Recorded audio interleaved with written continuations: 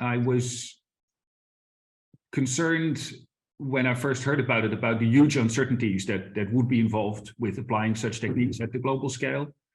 I also got concerned that they might be applied much more quickly than might be a good idea, given that some of them are actually remarkably cheap compared to some of the costs that we were just discussing and you know, the transitions that the world needs to go through.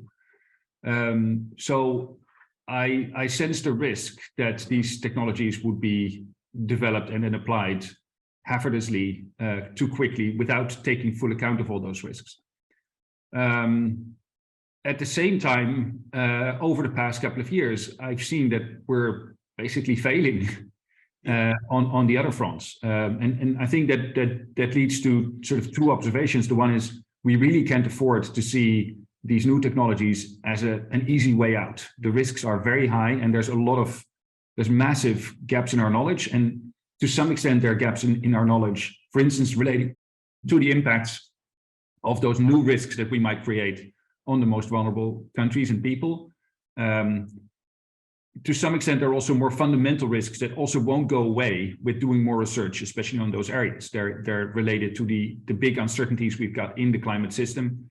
And we've got only one experiment to play with, and you know there's no way of capturing all the uncertainty. We can make it smaller, but we won't be able to make it go away. In that context of those very high uncertainties, my initial concern was, let's not even go there, and let's also take away the risk that we would be taking energy away from the extreme urgent need to do mitigation, and then where we're failing on that to do adaptation, where there's also still an immense amount of work to be done that we know can be extremely effective reducing risks. But then again, if we would enter, if we would continue to fail, but also if we would then, again, speaking of those same uncertainties, they all apply to some extent also to global warming itself. If we would get into the runaway climate change scenarios that are getting increasingly likely already today, but certainly if we would enter the territory above, say, 1.5 degrees global warming, then at some point we may need it. And I find myself also